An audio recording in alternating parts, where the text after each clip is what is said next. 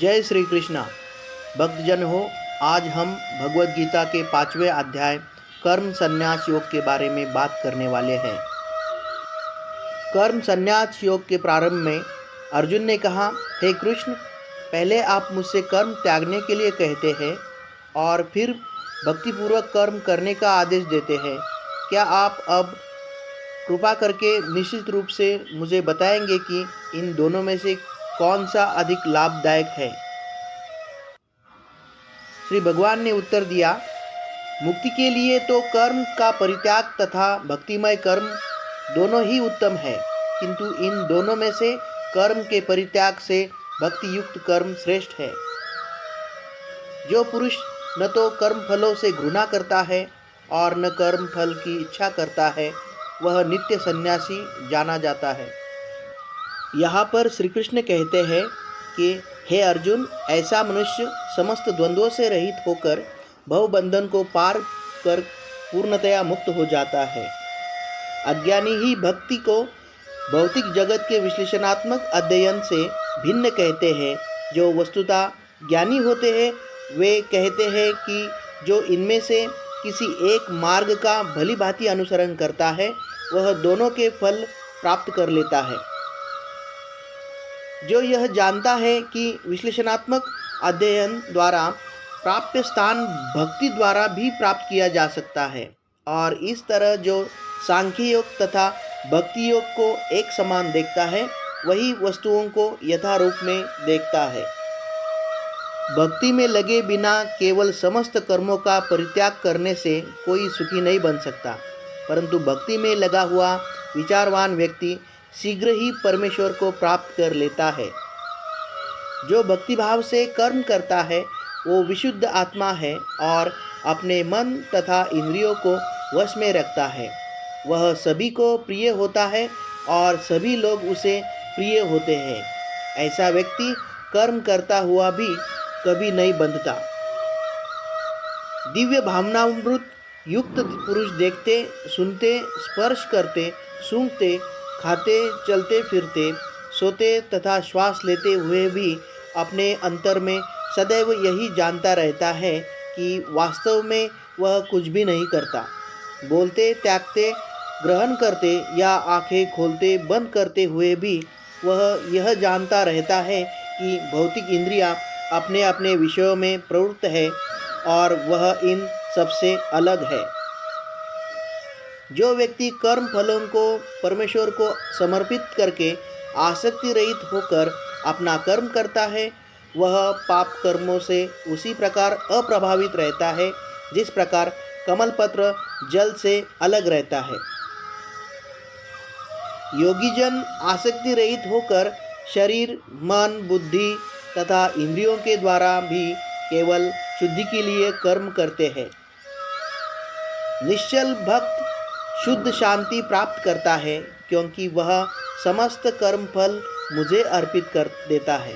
किंतु जो व्यक्ति भगवान से युक्त नहीं है और जो अपने श्रम का फल कामी है वह बंध जाता है।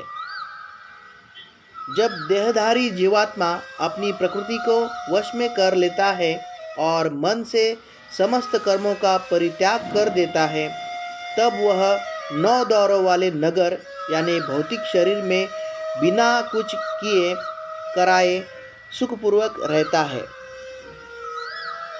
शरीर रूपी नगर का स्वामी देहधारी जीवात्मा न तो कर्म का सृजन करता है, न लोगों को कर्म करने के लिए प्रेरित करता है, न ही कर्म फल की रचना करता है।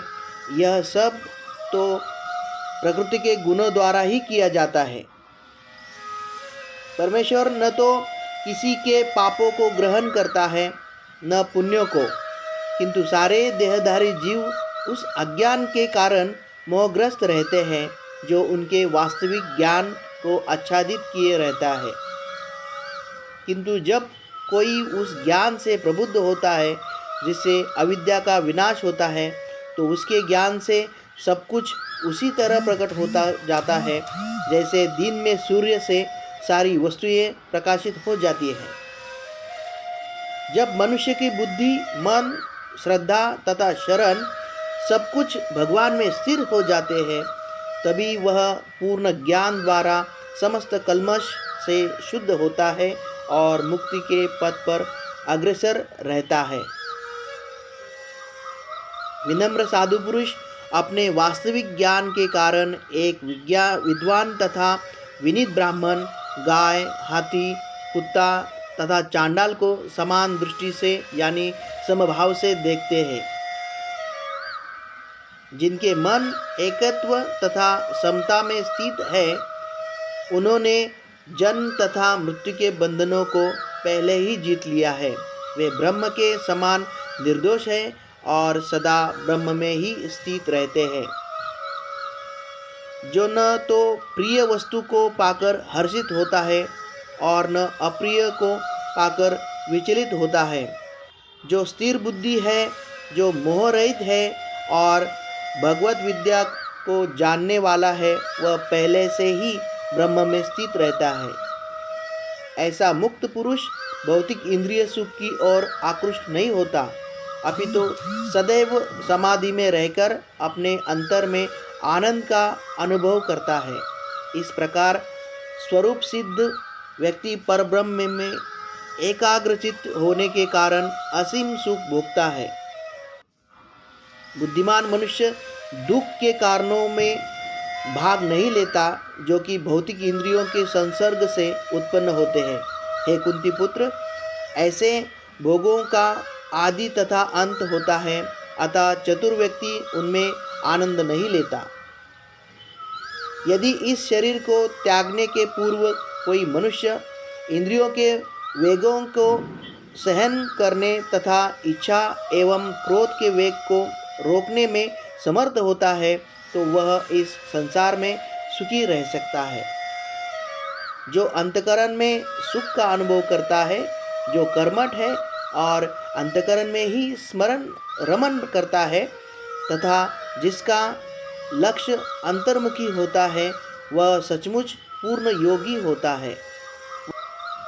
वह पर ब्रह्म में मुक्ति पाता है और अंततः ब्रह्म को प्राप्त होता है। जो लोग संशय से उत्पन्न होने वाले द्वैत से परे है, जिनके मन आत्म साक्षात्कार में रत है, जो समस्त जीवों के कल्याण कार्य में करने में सदैव व्यस्त रहते हैं और जो समस्त पापों से रहित है, वे ब्रह्म निर्वाण यानी मुक्ति को प्राप्त होते हैं। जो क्रोध तथा समस्त भौतिक इच्छाओं से रहित है, जो स्वरूप सिद्ध आत्मसंयमी है और संसिद्धि के लिए निरंतर प्रयास करते हैं, उनकी मुक्ति निकट भविष्य में सुनिश्चित है। समस्त इंद्रिय विषयों को बाहर करके दृष्टि को अपने दोनों भुवों के मध्य में केंद्रित करके प्राण तथा अपान वायु को नथनों के भीतर रोककर और इस तरह मन, इंद्रियों तथा बुद्धि को वश में करके जो मोक्ष को लक्ष्य बनाता है, वह योगी इच्छा, भय तथा क्रोध से रहित हो जाता है। जो निरंतर इस अवस्था में रहता है, वह अवश्य ही मुक्ति पाता है। मुझे समस्त यज्ञों तथा तपस्याओं का परम भोक्ता, समस्त लोकों तथा देवताओं का परमेश्वर एवं समस्त जीवों का उपकारी एवं हितैषी जानकर मेरे भावनामृत से पूर्ण पुरुष भौतिक दुखों से शांति लाभ करता है। तो भक्तजन हो, इस तरह से हमने भगवद गीता के 5वें अध्याय कर्म संन्यास योग के बारे में संज्ञान लिया है। जय श्री कृष्णा।